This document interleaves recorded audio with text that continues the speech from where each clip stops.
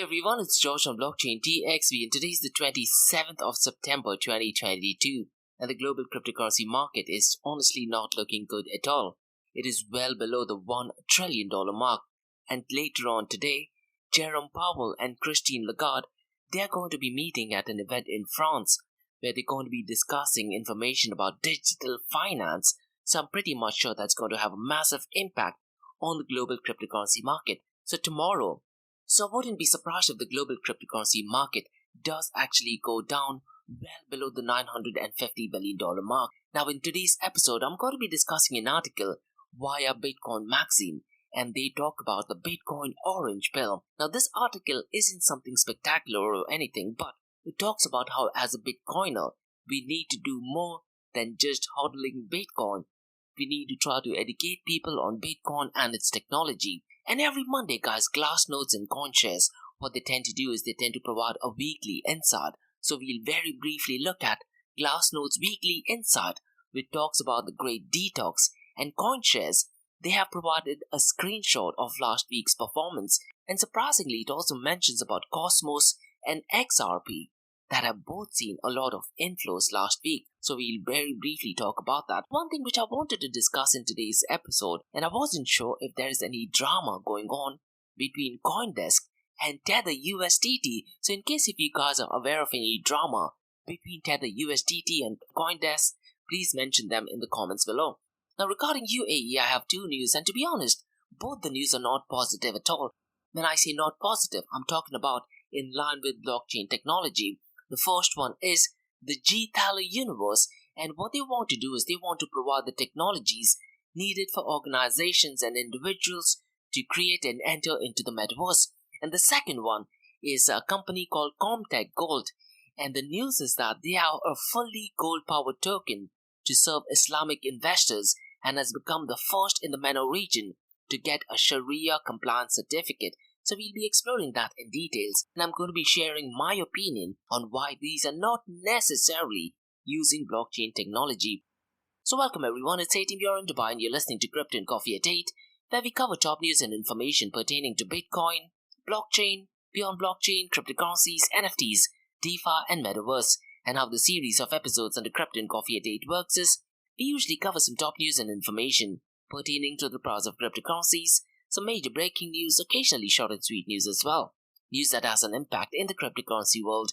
The other two news and information is related to Dubai, UAE and Middle East and the world of Bitcoin, blockchain, beyond blockchain, cryptocurrencies, NFTs, DeFi and Metaverse. And this is followed by Ask Me Anything series where you listeners can ask any questions from the cryptocurrency world. And every Fridays, guys, we have an episode called Metaverse Everything, where we solely focus on Metaverse. So please check out those episodes as well. And the format for Metaverse Everything podcast is completely different. And what I tend to do is I tend to publish a daily and weekly report via my LinkedIn profile. So please follow me on LinkedIn. My LinkedIn profile is in the show notes below. And this week in Dubai, it's going to be everything about Metaverse because there is a massive event which takes place on the 28th and 29th of September.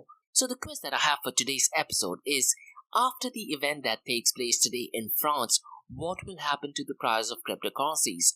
Will the price pump or will the price dump? So the event that takes place in France is to do with digitization of finance. Before we kickstart today's episode, we have an important message, so check this out. Firstly guys, Startup OI is global one tech platform for tech. It offers global high-paying tech jobs with flexibility in working time and location, global free tech events, and tech networks to connect with global like-minded engineers. A brilliant platform to listen to the tech experts in Metaverse and to grab their insights. Now listen, all you have to do is download the app Startup OI. If you're using an Android version, go to Google Store and App Store for iOS devices. Alternatively, you can also click on the show notes below to download Startup OI.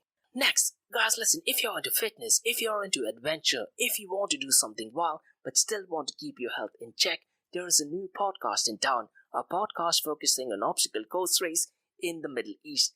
The podcast is called Rise in the Obstacle Course Race, and Rise in the Obstacle Course Race podcast is a peer-to-peer community-driven podcast where they talk all about obstacle course race in the Middle East, from Sandstorm to Spartan Race, from Tough Mudder to Desert Warrior Challenge, and also the Government Gov Games, and quite a lot more. The podcast has interviews with athletes, locally and internationally to get inside scoop on how athletes prepare for obstacle course race. In the podcast, they also talk about interesting stories on why they are motivated to do obstacle course race. And that's not all. They also plan to release 7 NFTs. And these NFTs are no ordinary. These NFTs will represent every emirate in the UAE. And listen guys, these NFTs are going to be absolutely massive. So do one thing, go to Spotify, go to iTunes, go to any leading podcasting platform and search for Rise in the Obstacle Course Race podcast. Next, Vertex Events have organized the first ever blockchain summit in the history of the World Expo on 10th to 11th of October 2021 at Dubai Expo 2022. Now they are planning to organize a 2 days blockchain summit in 2022 on the 14th and 15th of October at Grand Hyatt Dubai UAE. And Blockchain Dubai Summit is one of the most innovative and interactive summits in the Middle East. Industry leaders from the world of blockchain, digital assets will gather to discuss advantages of blockchain, crypto, DeFi, NFT and Metaverse, a brilliant event to network with leading personalities in the space. There are a couple of packages and opportunities for sponsorship, so click on the link below to know everything about Vertex Events, and the website is vertexgroups.ae, or also drop me an email to info@blockchaindxb.com. And finally guys, not your keys, not your crypto. If you have dabbled with cryptocurrencies and now are seriously getting to protect your cryptocurrencies, there is no better way to protect it by using a hardware wallet. And this is where Ledger Wallet kicks in. And Ledger Wallets are hardware cryptocurrency wallets made by Ledger, a company headquartered in Paris, France. And Ledger's hardware wallets are multi-currency wallets that are used to store private keys for cryptocurrencies offline. And Ledger offers 2 hardware wallets, the Ledger Nano and Ledger Nano X wallets. They are world-class experts with extensive crypto security backgrounds. They continuously look for vulnerabilities in Ledger products in a constant effort to improve the level of security. Now, in today's world, securing these digital assets is a critical challenge, and this is where Ledger kicks in. So click the link below to buy your hardware wallet and support this podcast. It is a brilliant way to support this podcast. So what are you waiting for? The link is in the show notes below. Now, since we've taken care of that, let's look at the price of cryptocurrencies.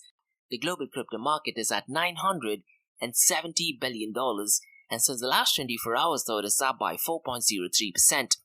The total crypto market volume over the last 24 hours is $84.50 billion. Now, since the last 24 hours, it has gone up by 39.81%. This is absolutely massive. It's very rare that I do see an increase by over 30% in the last 24 hours.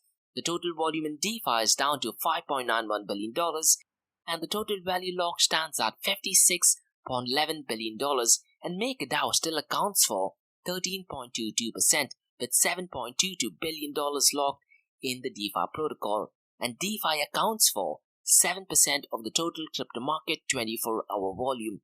Now, as of 27th of September, the volume of stablecoins now is at $77.65 billion. And guys, the event that takes place later on today, they are definitely going to be talking a lot about stablecoins. So it's going to be really interesting to see what the whole narrative among the fintech giants are regarding stablecoins. Out of the $77.65 billion, Tether.to USDT accounts for $63.18 billion. And in today's episode, I'm going to be discussing if Tether.to USDT has some kind of a conflict or drama with CoinDesk. And listen guys, if you do have any information, mention that in the comments below or drop me an email to info@blockchaindxb.com. Circle's USDC accounts for $4.24 billion out of the $77.65 billion of all the 24-hour trading volume of stablecoins. And Binance USD is at $9.26 billion. As of today, stablecoin accounts for 90.58% of the total crypto market 24-hour volume. Now let's quickly compare the market share between Bitcoin and Ethereum, the 24-hour trading volume, and the dominance. As of the 27th of September, Bitcoin's market share is at $386 billion, and Ethereum's market share is less than 50%, and it is currently at $169 billion. The 24-hour trading volume of Bitcoin is $50 billion, whereas Ethereum's 24-hour trading volume is only at $16.5 billion, and the dominance of Bitcoin is 39.80%, whereas Ethereum's dominance has gone down to 17.40%. Now, what is it that you guys think? will this delay Ethereum flipping Bitcoin? I still stick to my time frame of 12 to 18 months from the merge date when Ethereum will flip Bitcoin. Now in today's episode, guys, what I'd really like to talk about is the orange pill of Bitcoin. Now, depending on how you've been introduced into cryptocurrencies, once you get introduced into Bitcoin, there's this notion that you're taking the orange pill. So the red pill is for Republicans, the blue pill is for Democrats, and this whole notion of pills is by the movie Matrix, and Bitcoin is considered as taking the orange pill. And once you start understanding about Bitcoin, you could get sucked in the deep rabbit hole. What I personally think is once you understand what Bitcoin is, you would truly understand what Bitcoin is not. And the more you tend to research about Bitcoin, you do truly understand that you do not need other protocols such as Ethereum or any other blockchain protocol. So Bitcoin is a peer-to-peer electronic cash system. Now, Bitcoin Magazine has written a really interesting article that talks about how as a Bitcoiner, our part of the journey is not just buying Bitcoin, but the Bitcoin adoption happens when we can teach others about the importance of hard and sound money. Now, for a change, the article via Bitcoin Magazine is good. Now, this notion is definitely brilliant, but the Bitcoin rabbit hole is so addictive. And at the same time, what I really worry is some key people like Michael Saylor and the OG of Bitcoin like Dan Held. Lately, they have been providing a lot of fake news, misleading, and incorrect information. So this whole notion that Bitcoin could be hard money is right, but the OGs and some of the Bitcoin holders need to make sure that they are not providing fake news or misleading information, and Bitcoin may be successful in creating a separation of money and the state. But human greed, game theory, and the fixed supply of Bitcoin is still a tough problem to solve. And if you're wondering why is it that Michael Saylor or Dan Held is providing incorrect or fake news or misleading information, the answer is pretty simple. They have X number of Bitcoin, and because Bitcoin supply is fixed, they artificially want to create the demand for Bitcoin. And once the demand for Bitcoin is increased, the price of Bitcoin is increased, and by doing that, their existing net worth does actually increase. Now, on that note, Glassnode has provided an article, and this is the weekly insight that they talked about the great detox, and it talks about how the hodlers or the holders of Bitcoin remain steadfast with numerous matrix displaying a full cycle detox. Now, if you're into charts and graphs, do look at Glassnode's weekly insight, and they talk about how short-term holders are into a severe unrealized loss, and this is in talks with the DYX index. Now, as and when the US dollar gets stronger among the 7 currencies, the DYX index indicates that the US dollar is extremely strong, and because of that, it does become extremely difficult to buy Bitcoin, because of which the price of Bitcoin gradually goes down. Now, in last week's episode, I did talk about how the DXY index does negatively impact the price of cryptocurrencies, and Crypto Globe also has an interesting article that talks about how Bitcoin being over 19,000 level, despite the US dollar index, is reaching its all-time high in over 20 years. So there are two ways of looking at it. One is despite DXY index is high, that means the value of US dollar is high among selected currencies, it becomes extremely difficult to go ahead and buy Bitcoin. But despite that, the price of Bitcoin is well over $19,000. So really interesting article. The article also talks about how the DXY has gone from 109.58 to 114.16, which is an increase of 4.18%. It's really important to understand how the DYX is calculated and how it impacts the price of Bitcoin and cryptocurrencies in general. Now, if you are an American, especially if you are a business person, the DXY going higher is not good for your business, but from a US dollar's point of view, it is just getting stronger. CoinShares, they have also provided a weekly blog, and personally I do like CoinShares weekly blog because it provides a concise screenshot of last week's performance. And what they do is they talk about the inflows and outflows. So in my LinkedIn profile, you can find the official link, or you can also go to CoinShares weekly blog via Medium and read through the article. And in this particular week, they also talk about Bitcoin and Ethereum, and they've also mentioned about Cosmos and XRP, which have both seen inflows totaling $400,000 and $500,000 respectively. Now, these are still rookie numbers considering the fact that you're talking about a cryptocurrency market which ideally should be worth $1 trillion, but still some positive news. Now, in case if you just want to look through the charts and graphs, you can also go to my LinkedIn profile. And what I do is every day I publish a weekly report, and the first two slides are purely to do with the price of cryptocurrencies, stablecoin, DeFi, and quite a lot more. Now, guys, the next thing what I'd like to discuss is some kind of drama between CoinDesk and Tether.to USDT. Now, CoinDesk did publish an article today. Now, what is really surprising is they talk about Tether.to USDT's former auditor who was fined $1 million by the US Security and Exchange. And the auditor was fined for sloppy accounting, and the auditor's name is Friedman LLP, and it is a New York-based accounting firm that provided auditing services for stablecoin issuer Tether.to USDT in 2017, and was accused and they're currently being accused for serial violations of the federal securities laws and improper professional conduct. If you read through the article, it does kind of give the impression that there is some kind of drama going on between CoinDesk and Tether.to USDT. It could be that I'm completely wrong, but if you guys do have any inside scoop or some additional information, please mention them in the comments below or drop me an email to info@blockchaindxb.com. So it is a bit surprising that they actually published this article, and in that article, they have also tagged another article which goes back to I think 2019, where CoinDesk did actually join a court case seeking access to NYAG Tether documents, and Tether USDT did request the government not to give any information to CoinDesk. So really, I'm not sure what is going on, but it'd be really interesting to get more information if there is some kind of drama between CoinDesk and Tether USDT. Personally, I'm not a fan of Tether USDT's transparency. So everything that they're saying with reference to the transparency, with reference to the audit, I do have a preference toward CoinDesk as opposed to Tether USDT. Now guys, let's talk about two news regarding UAE. So the first one is regarding UAE, and it is about the G Taylor universe will provide the technologies needed for organizations and individuals to create and enter into the metaverse. Now, since the last 2 weeks, there's a lot of news regarding metaverse. So let me try to break it down.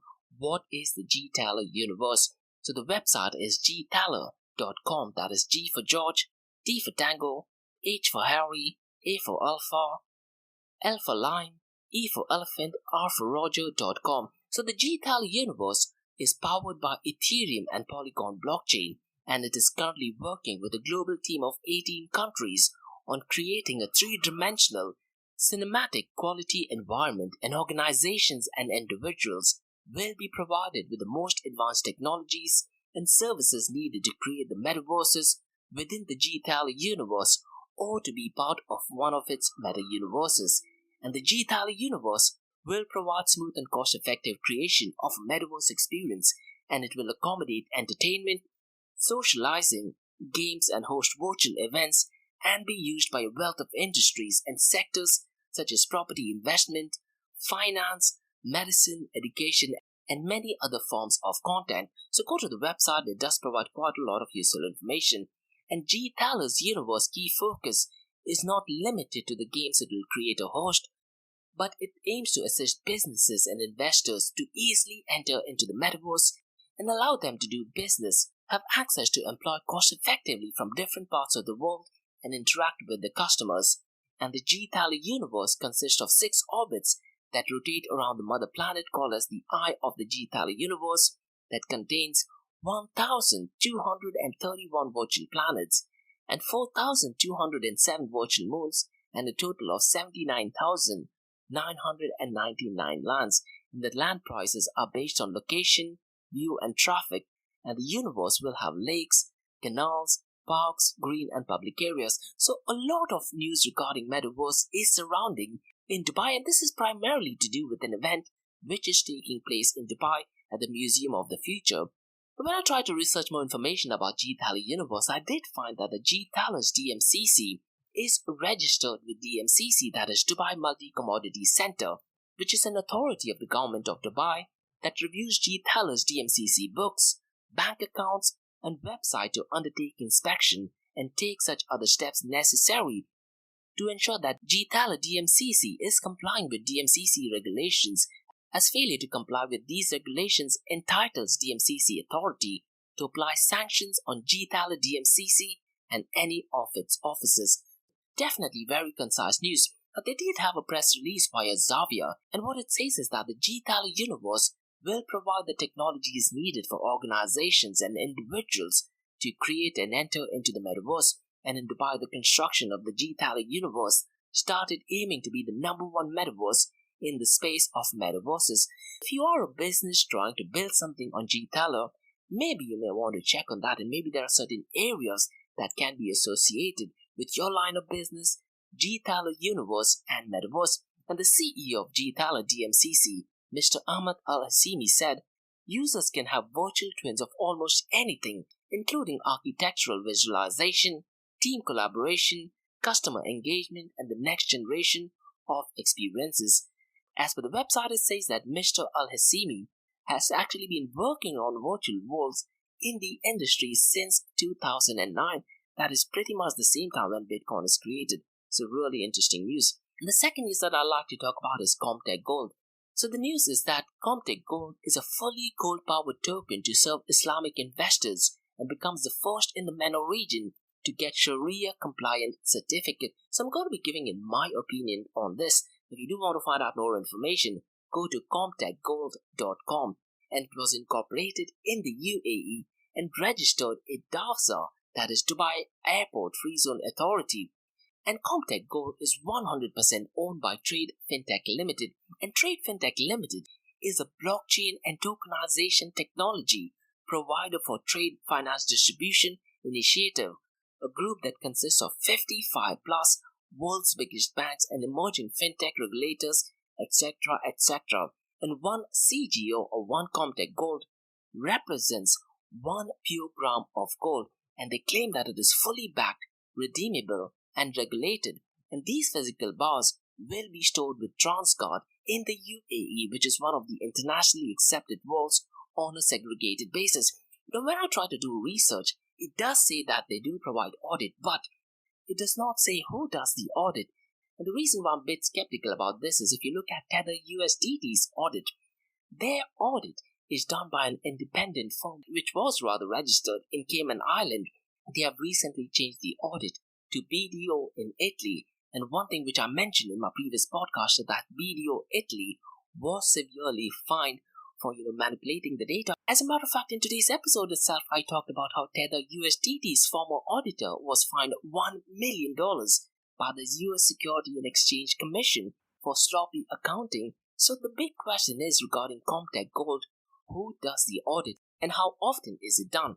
Is it done by a central entity? Is it done by a branch by the same company? It's absolutely unclear. And what is really unclear at this point of time is what blockchain protocol Comtech Gold are using. Now the website does say that they're using an XDC blockchain network. Now basic understanding of open blockchain is that it needs to be open source, permissionless, quite a lot of things, which I'll be talking towards the end of this episode. But looks like Comtech Gold is using XDC blockchain network. Now listen guys, this is a private permission, kind of like a consortium. So the XDC blockchain is based on the consortium blockchain paradigm, which distinguishes it from traditional private permission blockchains as well as public blockchain technologies. Now guys, listen, when you talk about open blockchain, you can either be distributed or decentralized, or you cannot. There is no in between. And Jimmy Song, who's one of the OGs of Bitcoin, he had a massive rant on YouTube where he literally talked about the same thing. You can either be decentralized or you cannot be decentralized. There is no midway. But nonetheless, the website for XDC blockchain network is xinfin.org. That is X for X-ray, I for India, N for November, F for Frank, I for India, N for November.org. Now what it says in xinfin.org website is that it is an enterprise-ready hybrid blockchain for global trade and finance, combining the power of public and private blockchain with interoperable smart contracts. Unfortunately, the source code is not available. What that means is if the source code is not available, it is very easy to do double spending. And this goes back to the basics of open blockchain, which I'll talk about in just a few minutes. Comtech did receive a Sharia compliant certificate for its Comtech Gold token, and the ticker symbol is CGO, thus becoming the industry's first to be awarded a gold tokenization product in the MENA region.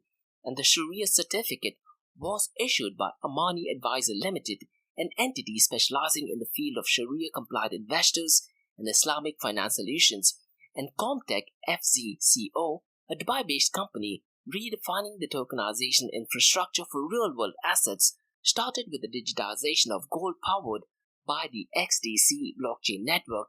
So Comtech Gold tokens, or CGO, are listed on global blockchain exchanges such as LB Bank and BitTrue, and investors can buy these tokens easily by opening an account with these exchanges. Now personally, I'll be a bit skeptical, the only reason being because of the audit part, but what it says as per the press release is that investors can then hold these tokens within the exchange wallets or with any of the internationally accepted wallets, namely Descent, Guarda, or to regulated digital custodians like Propine, MAS, which is Monetary Authority of Singapore regulated entity, quite a lot more.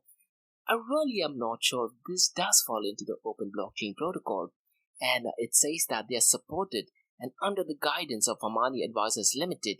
Comtech Gold Sharia certificate was provided after confirming that the structure, mechanism, and relevant key legal documentations of Comtech Gold token was established, and it implies that the CGO has met all the necessary requirements in line with Sharia rules and standard defined by the accounting and auditing organizations for Islamic financial institutions. Personally, I don't think that this is an ideal use case of open blockchain technology. All this thing that they have done of tokenizing gold and breaking it down into 1 grams, the big question is, could that thing have been done simply by using a centralized software? And unfortunately, or fortunately, the answer is 100% yes. And this is, guys, going back to the basics of open blockchain. Look, when you talk about open blockchain, Andreas Antonopoulos, he has given very crystal clear information and talks about the pillars of open blockchain. It is so critical that we truly understand that when we talk about blockchain technology, it needs to follow 6 criteria, that is open source, permissionless, uncensorable, borderless, neutral, and these transactions needs to be publicly verifiable. Unfortunately, I'm not sure if Comtech Gold does all of these things, and it can either be distributed or decentralized, or it just cannot be. So that's all for today, guys, on the Crypto and Coffee Update from Blockchain DXB. In case if you have any feedback or suggestions, please drop me an email to info@blockchaindxb.com or check out my website blockchaindxb.com. And if you do have any feedback or suggestions, mention them in the comments below. And also check out my other website area2071.com that talks everything about Metaverse. And guys, if you like listening to this podcast, please click on the follow button, give it a 5-star rating, and share the word across. Now for the next few minutes, it's going to be an Ask Me Anything series where you listeners can ask any questions regarding Bitcoin, blockchain, pure blockchain, cryptocurrencies, NFTs, DeFi, and Metaverse. So let's get started with the Ask Me Anything series.